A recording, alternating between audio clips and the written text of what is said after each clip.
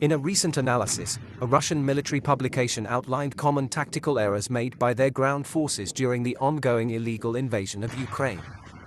The piece also delved into the innovative approaches and strategies employed by Ukrainian forces in drone and electronic warfare.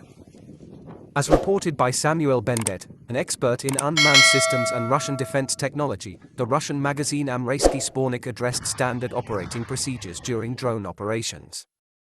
Notably, Ukraine has distinguished itself through the disciplined use of civilian unmanned aerial vehicles and ground-based air denial, while Russia has excelled in advanced electronic warfare, hypersonic weaponry, and long-range missile attacks. In a Twitter thread, Bendet cited the Ukrainian military's extensive use of ambush tactics, typically staged in concealed locations such as bushes, hollows, and forest glades along Russian military routes. Designed to slow down an advancing force, these tactics have been evident in several incidents where Russian tanks and armored columns have come under fire from anti-tank rockets, followed by counterfire from their infantry fighting vehicles. Long supply lines of destroyed Russian trucks have also likely fallen victim to these ambush tactics. Furthermore, Ukraine has employed long-range artillery with fire guidance and adjustment facilitated by UAVs, constantly rotating and regrouping units to maintain mobile defense. The utilization of commercially available DJI drones for artillery fire correction by both sides has been a hallmark of this conflict. However, shoot-and-scoot tactics have not significantly impacted the battlefield, as Ukraine has almost exhausted its Soviet-era field howitzers and now depends on Western-made M777, M109, or Polish KIB self-propelled guns, many of which have been destroyed by Russian Lancet III loitering munitions. The Russian magazine also highlighted Ukraine's active use of electronic warfare, video surveillance, sensors, high-precision measurement and aiming devices, and camera traps for fire destruction. Ukrainian forces have relied on computer tablets equipped with software for exchanging information via the internet and assigning tasks. The armed forces of Ukraine have also employed mobile groups, conducting short, 5-minute nighttime raids using 2 to 3 pickup trucks with around 10 personnel. Upon discovering Russian positions due to open communication channels or cell phone usage, these groups would then call in rocket artillery fire from multiple rocket launch systems for 2 to 3 minutes. The Russian invasion of Ukraine has exposed a critical weakness in their operational security: the use of unencrypted, easily jammed radios and mobile phones. This failure, which has drawn both scrutiny and ridicule, stems from a combination of lagging technological development in Russia's software-defined radios and a lack of discipline among both junior soldiers and senior officers.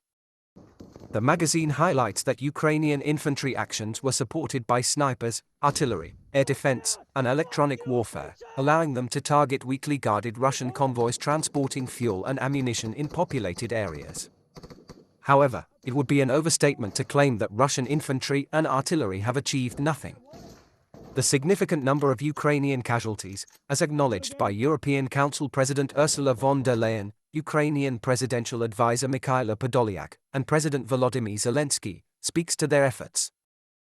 Approximately 20% of Ukrainian territory, including areas in the east and the south such as Zaporozhye, Kherson, and Crimea, is now under Russian control, which would not have been possible without a marked superiority in artillery systems and air power.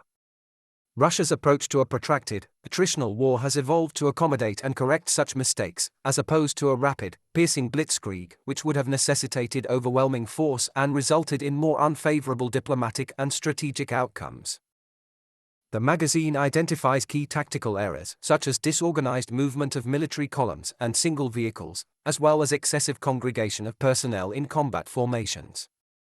This has led to inefficient anti-tank defense and insufficient protection from enemy anti-tank weaponry. Retired Indian Army Colonel Rajendra Baduri, an expert in tank warfare, also observed that Russian armored movements have been marred by surprising rookie mistakes, such as tanks advancing without infantry cover in built-up areas, making them easy targets for anti-tank fire. According to Baduri, it is astounding that the Russian forces neglected such fundamental battlefield practices. Despite these tactical setbacks, Baduri asserts that Russia has accomplished its strategic and political objectives. However, the continued use of open communication channels and cell phones with SIM cards has facilitated enemy electronic intelligence gathering and made Russian positions vulnerable to artillery or mortar fire. In conclusion, the Russian invasion of Ukraine has illuminated several tactical errors and OPSEC failures that must be examined and addressed by Western military strategists. While the strategic objectives may have been met, the human and material costs resulting from these shortcomings demand a thorough reassessment of tactics and technology for future conflicts. In a stark illustration of Russia's disregard for basic OPSEC principles during the ongoing invasion of Ukraine, unencrypted mobile phones have been widely used by their forces.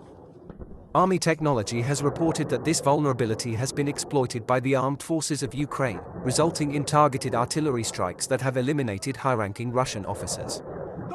Regarding UAV operations, Russian forces have been advised to launch drones such as quadcopters at a safe distance from active battle formations and maintain low altitudes during reconnaissance flights. This approach is intended to minimize the risk of detection and interception by Ukrainian forces. Recently, Brigadier General Alexander Tarnavsky of the Tavria Tactical and Strategic Group shared images on Telegram showing destroyed Russian military vehicles near the embattled town of Vuhledar in Donetsk. Ukrainian forces are reportedly maintaining defensive positions around Vuhledar, thwarting Russian advances toward the nearby city of Avdiivka. In a 3-week offensive earlier this year, Russian forces failed to seize control of Vuhledar, sustaining significant losses in the process, including at least 130 tanks and armored personnel carriers.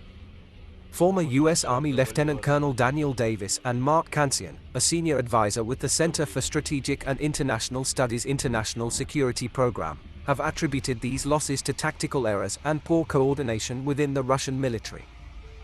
Although Russian mil bloggers reported limited ground attacks near Vuhledar, Ukraine's general staff did not identify the town as an active combat zone in a recent operational update. Nevertheless, they acknowledged that the settlement had been shelled by Russian forces. In early April, the Russian Defense Ministry reportedly dismissed Colonel General Rustam Muradov as the head of Russia's Eastern Group of forces in Ukraine due to failed attempts to capture Vuhledar. Additionally, Russia's 155th Naval Infantry Brigade, previously considered an elite unit, has suffered heavy losses in the area and has been reconstituted multiple times since the start of the conflict. Western analysts, such as those from the Institute for the Study of War, have observed Russian forces employing human wave-style frontal assaults around Vuhledar, resulting in high casualty counts. This further underscores the strategic and tactical mistakes committed by the Russian military throughout the illegal invasion of Ukraine. As a military general, I strongly urge the continuous evaluation of the Russian military's tactical failures and strategic successes in Ukraine. This assessment will enable us to identify areas for improvement and adapt our own tactics to ensure a more effective and efficient approach in future conflicts. Thanks for joining us for this episode of Warzone. Don't forget to hit the like and subscribe buttons, and we'll see you next time.